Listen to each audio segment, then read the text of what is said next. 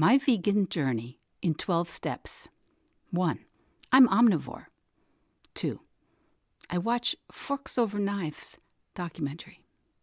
3. I find out that animal products are probably killing me.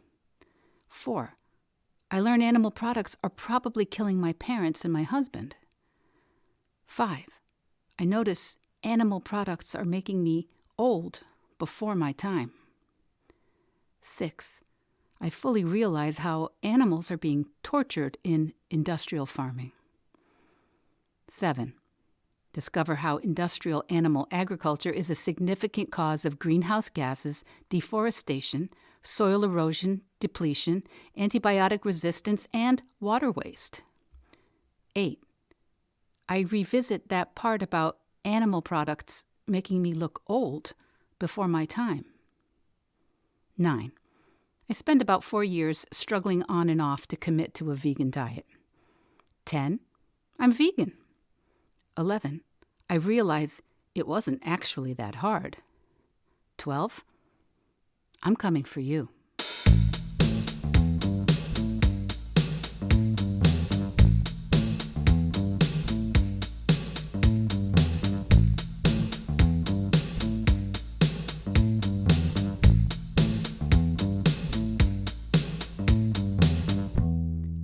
Hello, Vedge Heads.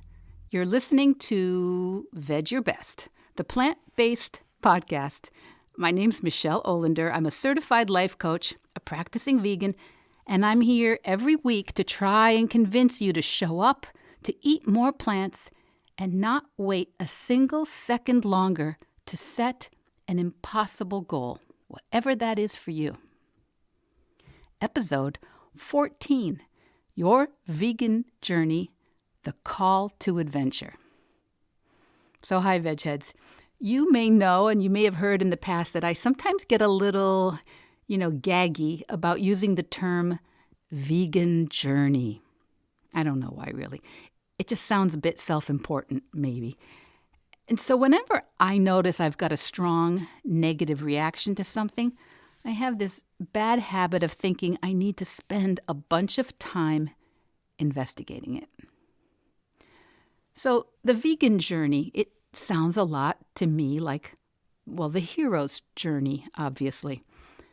And so I've been kind of playing around with that story arc. Many of you have heard that term, right? The hero's journey. The term was developed by Joseph Campbell in the middle of the last century. And essentially it refers to the traditional narrative story structure in Western literature. And it's also commonly illustrated by, fairy tales and Mother Goose and stories and movies like The Lord of the Rings or Star Wars, Hunger Games, Rocky, any of your favorite Pixar movies, or one of my favorites, The Wizard of Oz. In the hero's journey, a character is propelled from the ordinary world into an extraordinary world in a series of events, adventures, misadventures that force her into unlikely alliances and ultimately change her understanding. And she returns finally to her beginning with a new perspective and power. And my vegan journey is more slapstick Groundhog Day than it is Rocky. But I wonder if by looking at this classic template of a hero's journey, you might see where you are on your vegan journey. Because, unless you are born and raised in a vegan home, you probably started out in the ordinary world of the standard American or the standard Western diet that I did, which was essentially meat, dairy, eggs, or fish at every meal or snack. And maybe you are still there. But if you found yourself to this podcast, maybe there is something that you're waiting for. Some piece of information. Some little moment of inspiration. Some glimmer of feasibility that will encourage you to set off on your vegan journey. And that's the stage of the journey they call the call, or the call to adventure. Because in the classic hero's journey, the hero is usually not particularly inclined to set off on the adventure, at least not when they first receive the call. Your call to your vegan journey could be many things. A doctor's visit, a diagnosis, or a prescription. Maybe the health problems of a parent or spouse, which are caused by or aggravated by an overconsumption of animal products. Your call could be kind of like mine, one of the many vegan and whole food, plant-based documentaries like Forks Over Knives, Earthlings, Dominion, What the Health, Game Changers. There are loads. My call came in part as an effort to support my child who was eating vegan. And I was resistant to her choice, really resistant, but I also wanted to help her learn how to choose nutritious foods, how to order effectively in restaurants or while traveling. And I also thought that the restaurants we typically frequented should be able to offer her something vegan. So I proactively ordered lots of vegan meals long before I ever gave up eating meat. I refused the call to adventure, the call to veganism or plant-based eating for quite a while. And maybe that's where you are. Or maybe you're at the stage of the journey where you receive specialized knowledge and instruction or assistance you didn't know existed from a mentor. I know people always laugh about this, but my magical mentors were primarily a bunch of white middle-aged men, podcasters, Howard Jacobson, Sid Garza-Hillman, and Rich Roll. Granted, they were and still are younger than I. But through them, I was turned on to a lot of evidence-based, scientific reasons to think that not only was a carefully planned, whole food, plant-based vegan diet optimal for human health, that was just one part of a responsible and compassionate way of living on this planet with my fellow citizens. But at around the same time that I was learning and being mentored by my magical mentors, Howard, Sid, and Rich Roll, my father died suddenly, and my trim and very physically fit husband was being advised that his cholesterol and blood pressure were continuing to be high enough that long-term medication was indicated.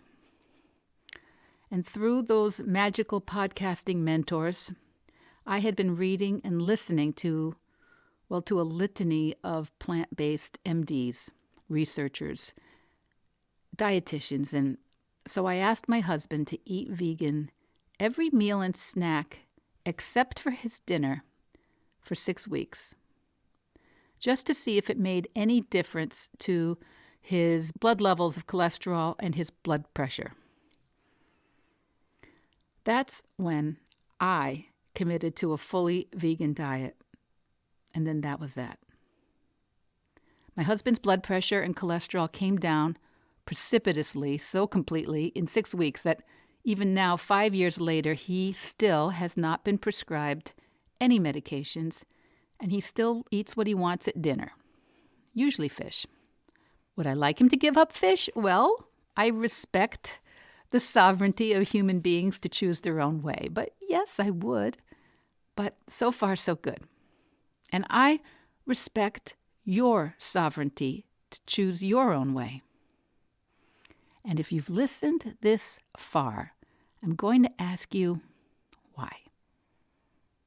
What could I tell you about moving towards a whole food, plant-based, vegan diet that would move you another step along your hero's journey?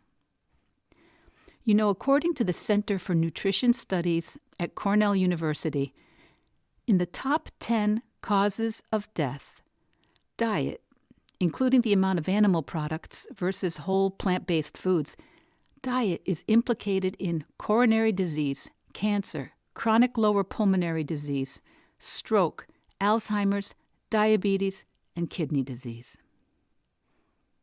A diet heavy in animal products is associated with many of the most debilitating chronic cases of issues like gastrointestinal disease, inflammatory conditions, autoimmune conditions, mood dysregulation, and premature aging. And if you're curious, or even if you're skeptical, you could just try it. It just takes beans, greens, fruits, veggies, grains, legumes, and seeds. My husband tried for 6 weeks, and he's never looked back. I've been eating whole food, plant-based vegan for over 5 years, and I didn't really have any particular health issues, but I promise you that aside from my family, my vegan journey has been the thing I'm most proud of. Plus, I now know that if, as the years go by, I receive a medical diagnosis or scare, that I have done everything I know to support my health for the people who love me and who count on me. I wasn't able to make my parents take their diets more seriously. I can't make some of my dearest friends and family move their diets towards plant-based. I can't make you. Can I? Well, in the meantime, I'm going to continue to show up here and online weekly, sometimes daily on Facebook, and remind you that it's possible. I am going to call you to this plant-based adventure. You eat 2, 3, maybe 4 or more times per day. Can you see how big a difference that could make in your life if you were fueling yourself with a rainbow of plants filled with micronutrients, phytochemicals, and fiber? If it were available in a pill, you would pay anything for it. And it's actually fun, and it's actually delicious. I love what I eat. I love it. And it's actually fascinating. It's actually a way to live where you become profoundly connected with one of the most fundamental parts of human society: food production, food distribution, food preparation, consumption, and waste. So let me go, all Obi-Wan Kenobi on you. Let me be your Glinda, the Good Witch of the North, your Gandalf. Let me call you to your power and your heroic vegan plant-based adventure. Is there someone you love right now that's eating in a way that concerns you? Well, I would love to tell you exactly how to manipulate and control that person, because it's obviously for his or her own good, right? But it doesn't really work. And it usually backfires. And it usually even dilutes or muddies the message. The most powerful argument for vegan or plant-based eating is living a strong, happy, energetic, powerfully committed plant-based life. In other words, you go first. And you don't have to go it alone. My coaching practice is dedicated to people who want to answer that call to a vegan adventure, a heroic plant-based journey. And I am constantly assembling resources and producing content to help you, to help anyone make the process of limiting or eliminating animal products as easy and enjoyable as possible. This is my mission for this third act of my life. I believe that if my mom and dad had eaten plant-based earlier, that they would still be here. I believe that if my in-laws had limited animal products, that they would still be here. I believe that there is almost nothing you can do that so directly impacts your health, your energy, your spirit, the environment of your world and of your family as eating a richly diverse plant-based diet. If it were a car with all those powers, you'd want it. And if it were a lotion with all those benefits, you'd buy it. If it were a medical procedure with all those indications, you would undergo it. But all it takes is a plan and a trip to the supermarket, or maybe an Instacart order. Listen, I know there are food deserts in this country, and that is no small issue. And I know vegan entrepreneurs and producers are bit by bit helping to address these inequalities of access. And in the long run, that is the mission of Vedge Your Best. If you have the ability to request and demand plant-based options at your market, at your local restaurant or fast food place, you are actually voting for increased availability of plant-based options for everyone, and for a normalization of nutritious whole foods that our human bodies actually require.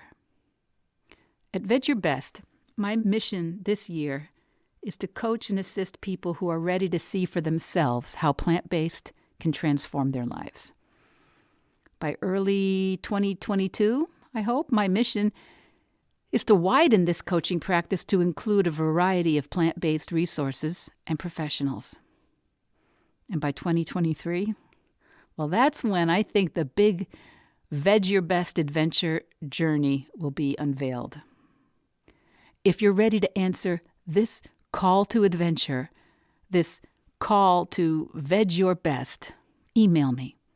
We can set up a time to talk about your exact goal, your exact situation, your exact set of dreams and obstacles.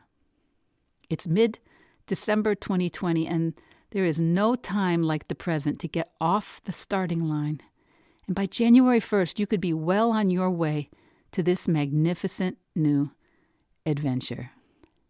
Are you following along on our Facebook channel this month as we Vedge Your Best through the holidays? It's unscripted, impromptu, and, well, poorly lit.